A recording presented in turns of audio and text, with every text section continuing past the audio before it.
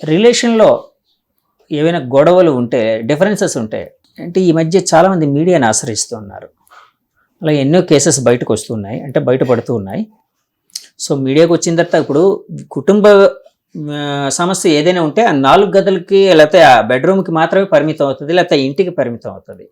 కానీ ఎప్పుడైతే మీడియాకి ఎక్కిందో మొత్తం ప్రపంచం మొత్తం అంతా తెలిసిపోద్ది. సో ఈ మధ్య అలాంటి కైండ్ ఆఫ్ ఎక్కువ ప్రయత్నాలు నడుస్తున్నాయి. అంటే ఇద్దరు వ్యక్తులు కలిసి ఉండలేనప్పుడు అంటే వాళ్ళు మామూలుగా సాల్వ్ చేసుకోకుండా ఇష్యూని మీడియాకి ఎక్కి దాన్ని ఎక్కువ అంటే అందరికీ తెలిసేటట్టు చేసుకుంటున్నారు. సో ఇలాంటివన్నీ గమనించినప్పుడు వీటి వెనక ఉన్న వ్యక్తుల సైకాలజీ ఏ విధంగా ఉండే అవకాశం ఉందని మీరు భావిస్తున్నారు? ఇప్పుడు మోరల్ పోలీసింగ్ ఎక్కువైపోయింది. ఏది కరెక్ట్ ఏది రైట్ జడ్జ్మెంట్స్ ఇల్లే ఇచ్చేస్తారు. యూట్యూబ్ లోనే వీళ్ళు మాట్లాడుతూ ఇల్లే జడ్జ్మెంట్స్ ఇచ్చేస్తారు. సో కాల్డ్ కౌన్సిలర్స్ కానీ ఒకళ్ళు ఇద్దరు అని చెప్పండి, వీళ్ళే జడ్జ్మెంట్స్ ఇచ్చేస్తారు. ఇప్పుడు మనం కూర్చొని debate and discussion is very different than passing a judgement. ఇప్పుడు దురదృష్టవశాత్తు ఏంటంటే ఎవరికి వాళ్ళే కొత్తగా పుట్టుకొస్తున్నారు. వీళ్ళే జడ్జ్మెంట్ ఇచ్చేస్తారు ముందు, వీళ్ళే శిక్ష, వీళ్ళే జడ్జ్మెంట్, వీళ్ళే అన్ని వీళ్ళే. ఇంకా పోలీసు లా ఇంకే అక్కర్లేదు, they do it on their own. So ఇవన్నీ చూస్తున్నాం. అండ్ ఇలాంటి షోస్ కూడా కొన్ని వస్తున్నాయి. నేను తప్పు పట్టను, బట్ కూర్చుని డిబేట్ చేసి ఒక లాజికల్ గా ఒక రేషనల్ డిస్కషన్, ఒక రేషనల్ రిజల్ట్ లో తెచ్చుకోవడం డిఫరెంట్. అది కాకుండా మనమే జడ్జ్మెంట్ పాస్ చేయడం అనేది అది కరెక్ట్ కాదు. కంబైన్డ్ ఫ్యామిలీస్ ఉండేటప్పుడు అంటే ఉమ్మడి కుటుంబాలు ఉండేటప్పుడు యాక్చువల్గా కుటుంబ పెద్దలు మీ కౌన్సిలర్ పాత్రని వాళ్ళు పోషించేవారు. అంటే వాళ్ళు ఇద్దరు రెస్పెక్ట్ చేసే ఒక పెద్దలు ఎవరైనా వీళ్ళని కూర్చోబెట్టి మంచి చెడు కొట్టకుండా తిట్టకుండా వాళ్ళకి అర్థమయ్యేటట్టు చెప్పి ప్రాబ్లమ్ సాల్వ్ చేసేవారు. ఇప్పుడు మైక్రో ఫ్యామిలీస్ వచ్చిన తర్వాత ఎవరికి వాళ్ళే ఇండివిజువల్ అనుకుంటూ అంటే ఫ్రీడమ్, నాకు ఆ ఫ్రీడమ్ ఉంది, నాకు ఆ ఫ్రీడమ్, నా జీవితం నాది అనే ఒక వాదన ఎప్పుడైతే భావన ఎప్పుడైతే ఎక్కువైపోయిందో, సో అలాంటిది ఇలాంటి వాటికి అంటే కొంచెం అగ్రెసివ్ డెసిషన్స్ తీసుకోవడానికి, వాళ్ళ లైఫ్ స్టైల్ని పాడు చేసుకోవడానికి, లేకపోతే ఇలాంటివి కొంచెం బయట మీడియాకి వచ్చి అంటే ఇంకా దాన్ని రచ్చ చేసుకోవడానికి ఎక్కువ దోహదపడుతుంది అని నేను వినేవాడిని. అందులో నిజం ఉందంటారా అండి? డెఫినెట్లీ 100% ఇది. ఇంతకు ముందు చూసినట్లయితే ఇవన్నీ ఉండేవి కాదు. మనకి చిన్న చిన్న విషయాలకే మనస్తాపం చెందడం, మనస్పర్ధలు తెచ్చుకోవడం, చేసుకోవడం, ఎడిక్ట్ అయిపోవడం, ఇవన్నీ ఉండేవి కాదు. సాయంత్రం అయ్యేటప్పటికి లేదా పిల్లలు స్కూల్ నుంచి ఇంటికి వెళ్ళేటప్పటికి ఉండేవారు, మాట్లాడుకునేవారు, ఏమైనా చిన్న ఉంటే షేర్ చేసుకునేవారు. అండ్ కజిన్స్ ఇంట్లో ఉండేవారు. ఒక మ్యారేజ్ జరిగింది అనుకోండి, అదొక 1 month 2 months ఒక ఎగ్జైట్మెంట్. అలా చుట్టూ మనుషులు ఉండడం వల్ల ఐసోలేషన్ అనేది ఉండేది కాదు. చిన్నవి ఏమైనా ఉంటే హెల్దీ ఉంటుంది మైండ్ కూడా ఫ్రీగా. సో ఐ థింక్ చాలా హెల్ప్ చేస్తుంది అది మెంటల్ హెల్త్ కి. సో ఇప్పుడు ఏంటంటే అన్ని న్యూక్లియర్ కూడా కాదు, సూపర్ న్యూక్లియర్ ఫ్యామిలీస్. ఇంట్లో ఉన్నా సరే డిఫరెంట్ బెడ్రూమ్స్, ఎవరేం చేస్తున్నారో బయటకు తెలీదు. సో ఎవరి బెడ్రూమ్ వాళ్ళదే, భర్త బెడ్రూమ్ పెడుతుంది, భార్యది, చిల్డ్రన్ ఉంటే వాళ్ళది చిల్డ్రన్ బెడ్రూమ్. సో 3 bedroom లాగా. అంటే దానివల్ల సెన్స్ ఆఫ్ అటానమీ, ఫ్రీడమ్ అన్ని ఉంటాయి. నచ్చింది చేసుకోవచ్చు, నచ్చింది ఉండొచ్చు. కానీ దాని తాలూకా bad effects or side effects ఇవి. ఏంటంటే వాళ్ళు ఎవరికి చెప్పుకోలేరు, సపోర్ట్ సిస్టమ్ ఉండదు. ఇప్పుడు మేజర్ గా యూత్ కి లేనిది ఏంటంటే సపోర్ట్ సిస్టమ్. వాళ్ళకి ఎవరైనా సపోర్ట్ కావాలి, తల్లిదండ్రులతో షేర్ చేసుకోలేరు కొన్ని విషయాలు ఇప్పుడు పరిస్థితుల్లో. ఎవరినో ఒకరిని వెతుక్కుంటారు ఆపోజిట్ జెండర్ లో, అబ్బాయి అయితే అమ్మాయిని, అమ్మాయి అయితే అబ్బాయిని. వాళ్ళు కూడా ట్రస్ట్ వర్దీగా లేరు. ఎందుకు ఆపోజిట్ జెండర్ ని ఎక్కువ కంఫర్ట్ ఫీల్ అవుతారు. కంఫర్ట్ ఫీల్ అవుతారు. ఇప్పుడు టీనేజ్ లోకి ఎంటర్ అయిన ప్రతి వ్యక్తి, అడాలసెన్స్ 13, 14, 15 ఈ ఏజెస్ లో ఏంటంటే వాళ్ళ జెండర్ లో కన్నా ఆపోజిట్ జెండర్ వాళ్ళు ఎక్కువ బాగా అర్థం చేసుకుంటారనే ఒక దీనిలో ఉంటారు. ఇప్పుడు సేమ్ ఒడిపస్ కాంప్లెక్స్, ఎలక్ట్రా కాంప్లెక్స్ లాగా. అంటే ఇప్పుడు కొంతమంది అబ్బాయిలకి తల్లి అంటే ఫేవరెటిజం ఉంటది, కొంతమంది అమ్మాయిలకి ఫాదర్ అంటే ఇష్టం ఉంటది, డాడ్స్ లిటిల్ ప్రిన్సెస్ ఇవన్నీ చెప్తారు. సో అలా సేమ్ వాళ్ళు కోరుకుంటారు. సో వాళ్ళు కూడా కరెక్ట్ గా ఉండట్లేదు. ఇప్పుడు వాళ్ళు ఏదో మాట్లాడడం మానేస్తే వీళ్ళు మళ్ళీ డిప్రెస్ అయిపోవడం, ఇట్లా ఒక ఏమంటారు, ఒక ఊబి చిక్కుకుపోతున్నారు అంటే అన్ఎస్కేపబుల్. ఊబి వాళ్ళే క్రియేట్ చేసుకుంటున్నారు అంతే కదండి. వాళ్ళే క్రియేట్ చేసుకుంటున్నారు అంటే సిచ్యువేషన్స్ కూడా అలానే ఉన్నాయి. ఇప్పుడు parents both of them are working parents. ఎంత టైం కేటాయిస్తున్నారు? ఎప్పుడో వీకెండ్ లో ఏ రిసార్ట్ కు పట్టుకెళ్ళడమో ఏ టూర్ కి వెళ్ళడమో ఆ టైంలో తప్ప, ఆ టైంలో కూడా ఎంత మీ పిల్లలకి నీ దగ్గర ఎంత ప్రైవసీ ఉంది, ఎంత ఫ్రీడమ్ ఉంది, అసలు షేర్ చేసుకునే ఒక ఓపెన్నెస్ ఉండాలి కదా. మీకు ఆ వేవ్ లెంత్ లేకుండా సడన్ గా వెళ్ళి ఇది అని చెప్పుకోలేరు కదా. కొన్ని విషయాలు షేర్ చేసుకోలేరు వాళ్ళు. ఆ లెవెల్ ఆఫ్ కంఫర్ట్ ఏంటి, ఇవన్నీ కూడా ఉన్నాయి. అండ్ వాళ్ళ ఫ్యామిలీ, మిగతా ఫ్యామిలీతో ఎంత కనెక్టెడ్, ముందు కజిన్స్ తో షేర్ చేసుకునేవారు, పెద్దనాన్నలతో మామయ్యలతో షేర్ చేసుకునేవారు. ఇప్పుడు ఎలాంటి రిలేషన్స్ ఉన్నాయా? ఉన్నా సరే ఎంత హెల్తీగా ఉన్నాయి. అలాగే ఈ మధ్య ఒక కేసు, నేను ఇందాక చెప్పాను కదండి, ఒక గొడవ, భార్యాభర్తల మధ్య గొడవ అనేది ఒక బాగా సెన్సేషనలైజ్ అయింది.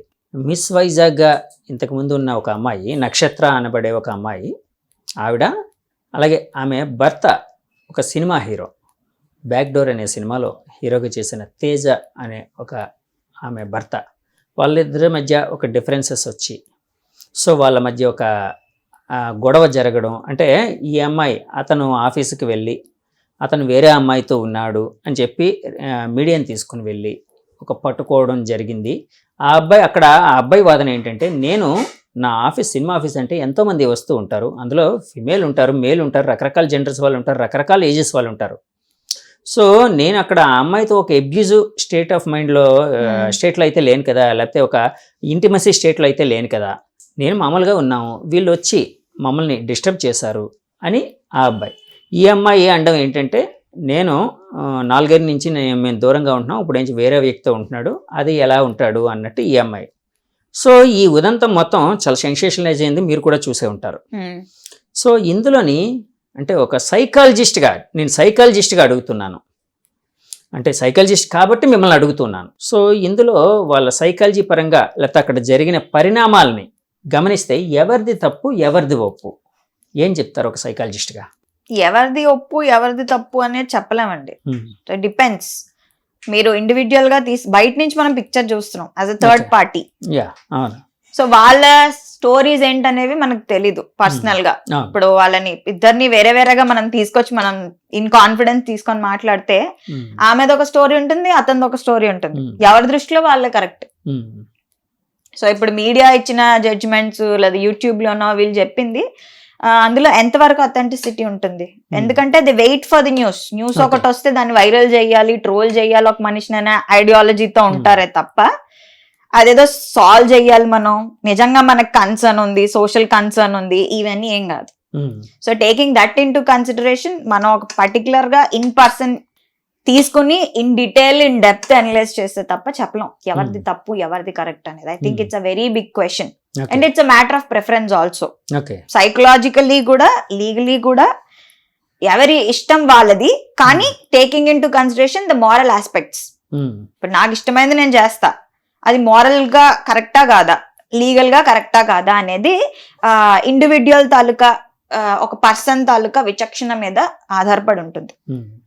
సో నువ్వు చేస్తున్న పని నీకు ఒక లౌడ్ వన్ కి హార్మ్ చేస్తుందా, నువ్వు సొసైటీలో నువ్వు తప్పు చేస్తున్నావా, కొన్ని మోరల్ వాల్యూస్ ఉంటాయి. పెళ్ళం ఉండగా వేరే వాళ్ళతో తిరగకూడదు, నేను సెటిల్ చేసుకోవాలి, ఇవన్నీ మన moral values. What are legal values? Legal values అన్ని డిఫరెంట్. సో ఇది మోరల్ గా మాట్లాడుకుందామా, లీగల్ గా మాట్లాడుకుందాం, ఏ ఆస్పెక్ట్ లో మాట్లాడుకుందాం? సో సైకాలజీ ఏంటంటే మేము only we take the conflict, problem నే చూస్తాం.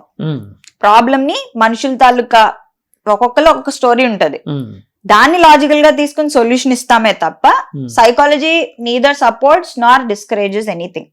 సైకాలజీలో కూడా ఎక్కడ ఇదే తప్పు టైట్ రూల్స్ ఏ ఉండవు. మాదేంటంటే అది కంప్లీట్ మోరల్ ఆస్పెక్ట్. యాక్చువల్గా ఆ రోజు ఆయన ఒక మాట కూడా అన్నారు, అంటే నా ప్రైవసీని మీరందరూ వచ్చి, అంటే మీరు ఆ అమ్మాయి వచ్చి ఎలా భంగం చేస్తుంది, అంటే నాతో దూరంగా ఉన్న నా వైఫ్, అంటే ఆల్మోస్ట్ మేము విడిపోయాం, ఇంకా కేసెస్ ఆ అమ్మాయి నా మీద కేసు పెట్టింది, సో కేసెస్ అయితే రన్ అవుతున్నాయి, అది లీగల్గా మేము ఎదుర్కొంటాం. సో నడుస్తూ ఉండేటప్పుడు ఆమెతో పాటు మీడియా మొత్తం రావడం, మమ్మల్ని డిస్టర్బ్ చేయడం, ఇది కరెక్ట్ కాదు అని ఒక మాట అన్నాడు. దాని మీద మీ కంక్లూషన్ ఏంటండి? కరెక్టే, అసలు they have no right. And నేను అంటే ఎవరికి, అంటే ఆ అమ్మాయికి రైట్ లేదనా లేకపోతే మీడియా వాళ్ళకి రైట్ లేదనా? ఆ అమ్మాయికి ఫస్ట్ ఆఫ్ ఆల్ లేదు, ఎందుకు అంటే ఇప్పుడు గుడ్ టర్మ్స్ లో ఉన్నారు అనుకోండి, మీడియాకు కూడా రైట్ లేదు.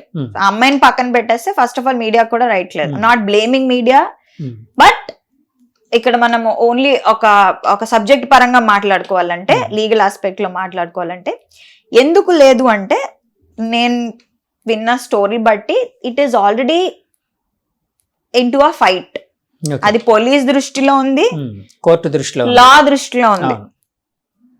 సో ఇది మధ్యలో ఉన్నప్పుడు అతనేమి ఆమెను డిస్టర్బ్ చేయట్లేదే, అతని మానన అతను ఉన్నాడు.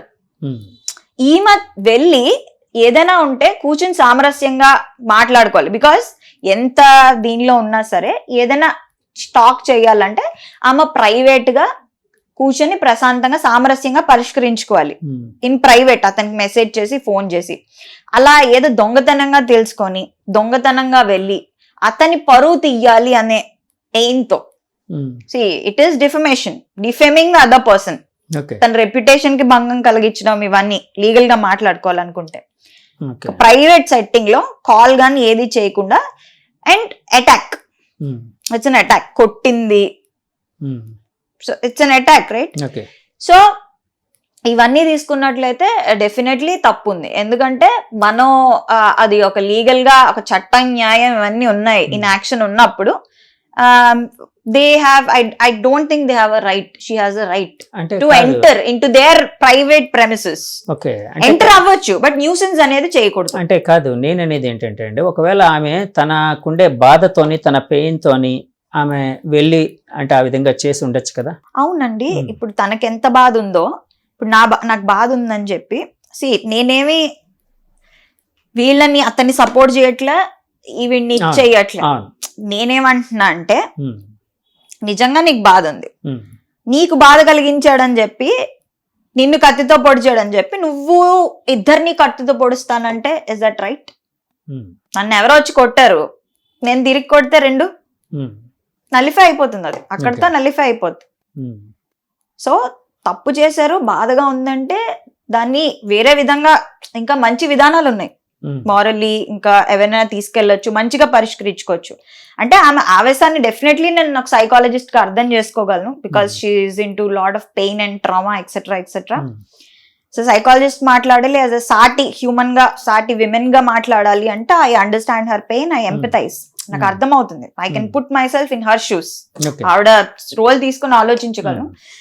బట్ ఐ థింక్ ఆవిడ వెళ్ళి ఈమెని కొట్టడం కానీ, ఆ ఎమోషనల్ గా ఉంది ఆవిడ, ఇట్స్ నాట్ లాజికల్. ఎందుకంటే మనం కొన్ని బాధలో ఉన్నప్పుడు లాజిక్ టర్న్ ఆఫ్ అయిపోయి ఎమోషనల్ మైండ్ తో కొన్ని విషయాలు చేస్తారు. But I think they have no legal right, ఎందుకంటే సబ్ జుడిషియల్ ఇష్యూ కాబట్టి it is already under the eyes of law. అంటే ఈ నక్షత్ర గారికి ఎలాంటి రైట్ లేదు అక్కడికి వెళ్ళి అట్లాగా చేసే అవకాశం, అంటే లీగల్ గా మాట్లాడుకోవాలి. అదే నేను లీగల్ గా, because I am doing my law, so I don't think she has a right to go. వెళ్ళినా వెళ్ళింది, న్యూసెన్స్ క్రియేట్ చేసే రైట్ లేదు.